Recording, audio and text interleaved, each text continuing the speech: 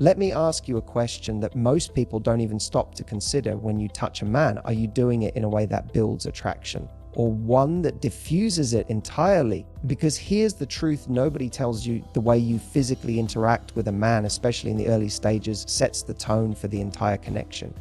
Most people are either too hesitant, too aggressive, or completely misread the moment.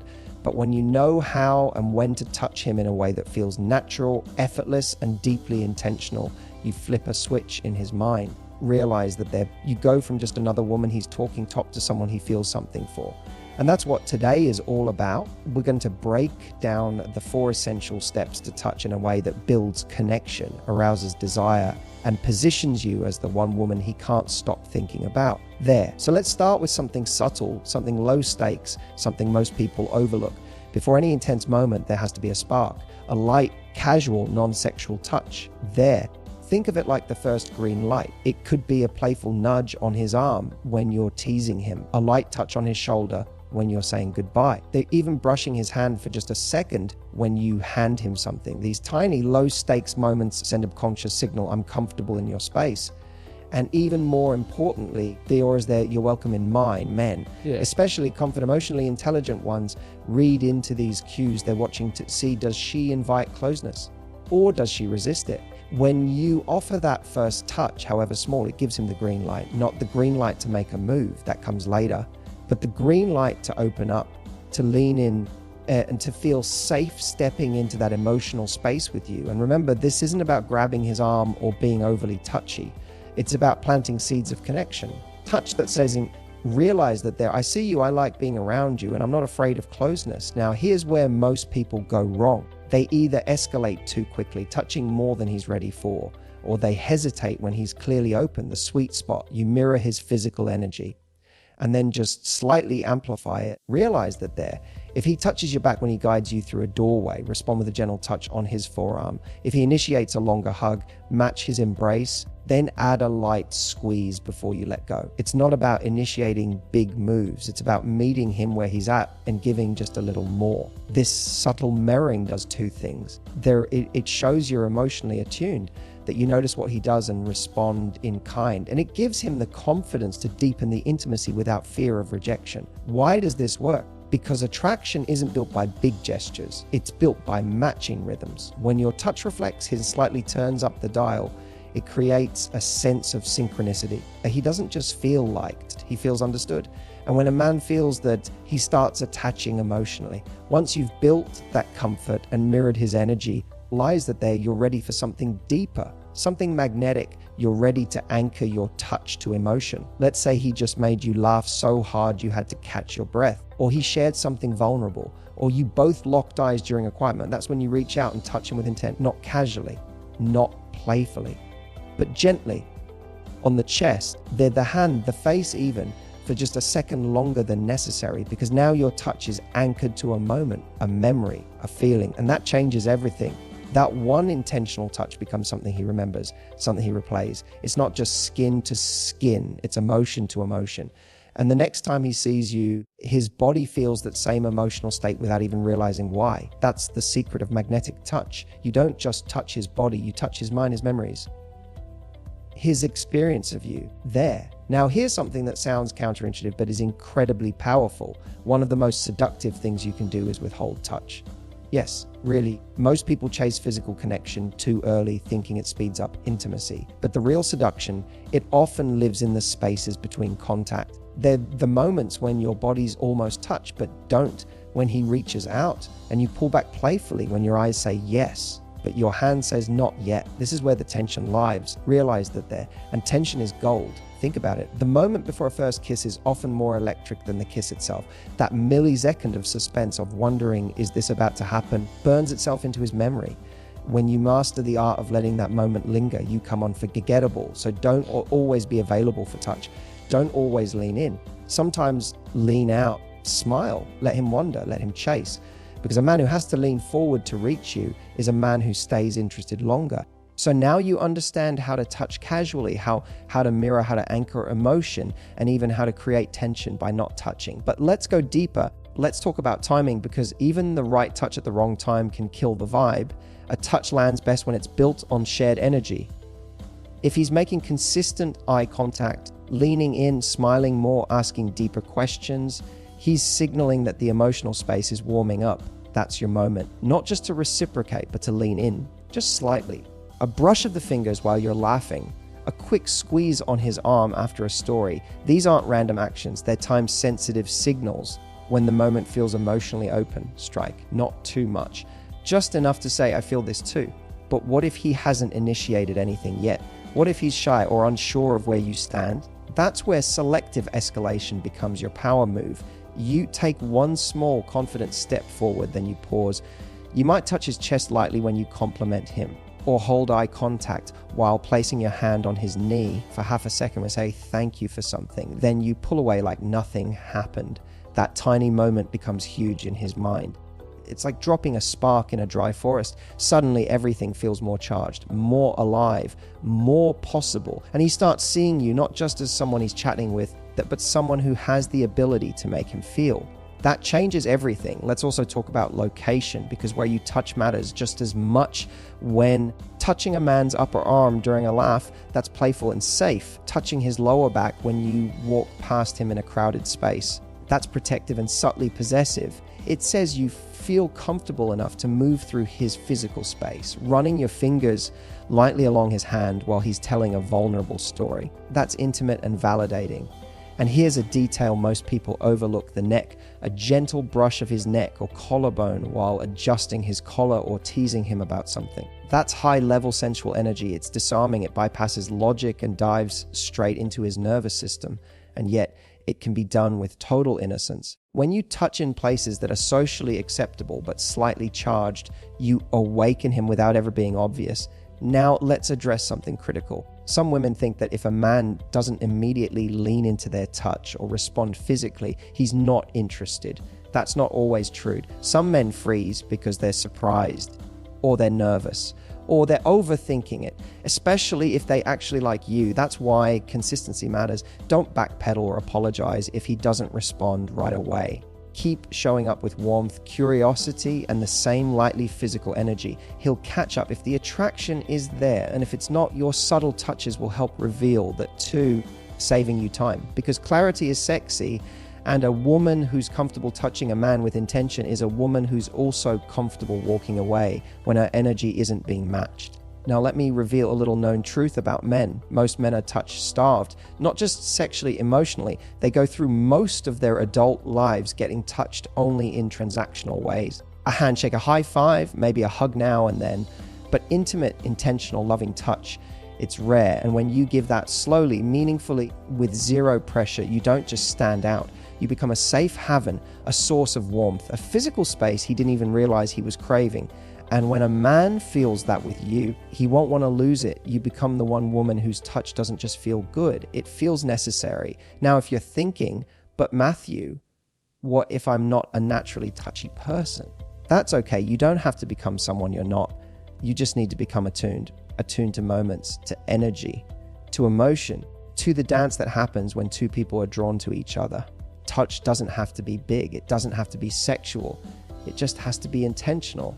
A little slower, a little warmer, a little more precise. And when you do that, you don't just break the touch barrier. You build a bridge into his emotional world, a bridge into trust, into intimacy, and into the kind of connection that leaves him wondering why he's never felt this safe, this drawn in, this alive with anyone else before you. So let's say you've broken the touch barrier. You've leaned in at the right time, touched the right places, even created that warm magnetic energy between you. Now what? Now comes the mastery, reading his micro reactions. Most women get stuck here because they're looking for huge signs. Him pulling you closer, initiating full body hugs, kissing you quickly. But real emotional feedback lives in the micro. Watch what his body does when you touch him. Does he lean slightly into it? That's a yes. Do his eyes soften or widen? That's desire mixed with surprise. Does his breath change, even subtly? That's a physiological green light. You don't need a dramatic move to know how he feels. You just need to pay attention to the tiniest shifts, because the man who's into you will show it in whispers, not shouts. And here's where the best move isn't more touch, it's knowing when to pull away. There's something deeply seductive about being the woman who touches a man in a way that leaves a trail, then steps back before he's fully satisfied. Think about it. What do we obsess over? The things that end too soon, the taste that disappeared just as we're craving more. That's why creating moments of heat, then stepping back into calmness, builds obsession. He's not overwhelmed by you. He's intrigued by you. He's thinking, wait, what just happened? Why do I feel like I want to closer again? That's how you escalate intimacy without ever feeling like you're chasing it. Now, I want to give you something even more advanced, something that goes beyond physical timing and into emotional layering. You see, most people think touch builds attraction, but the real truth is that touch amplifies whatever emotional state you've already created. If you're flirting, a touch turns it into chemistry. If you're connecting, a touch deepens the trust. If you're joking, a touch makes it playful. But if the moment is flat, if the vibe is awkward, touch will just feel confusing or forced. So before you ever reach out, ask yourself, what emotional foundation have you built? Because when the energy is lying in bed, that's the moment that makes him wonder what it would feel like to really kiss you, to hold you, to feel more of you. And it's not because you did anything dramatic. It's because you created contrast between stillness and movement, between closeness and retreat. You played with time and tension, and that's how seduction becomes art. Now, I want to talk about physical confidence, not fake, loud confidence, but quiet confidence, the kind that says, I know my power. I don't need to force it. So many women rush touch because deep down, they're scared he'll lose interest if they don't escalate quickly. But the opposite is true. The woman who's in no rush, the one who enjoys the journey, who smiles as she slowly peels back each layer, is the one he can't stop chasing, because her energy says, I'm not trying to hook you, I'm letting you earn more of me. And that flips the dynamic. He becomes the one eager to close the space, to touch more often, to pull you in, because you've become the rare experience. A woman who's not afraid to touch him, but also not afraid to stop. A woman who owns her space, her body, and her rhythm. Let me leave you with this. Touch is a language, and like any language, it can be spoken with warmth, with playfulness, with depth, or with power. The best communicators know when to speak and when to let silence do the work, when to step forward and when to let him come to you. When you master that dance, when your touch speaks not just to his body, but to his emotional memory, you don't just become another woman in his life, you become the woman he associates with feeling alive, desired, grounded. The woman who didn't just touch his arm, she touched something in him. So you've created that first wave of physical connection. You touched him in the right way at the right time. And now something's shifted. He's more attentive. He's leaning in. He's remembering how your hand felt on his skin. But here's the secret to long-lasting chemistry. Don't stop there.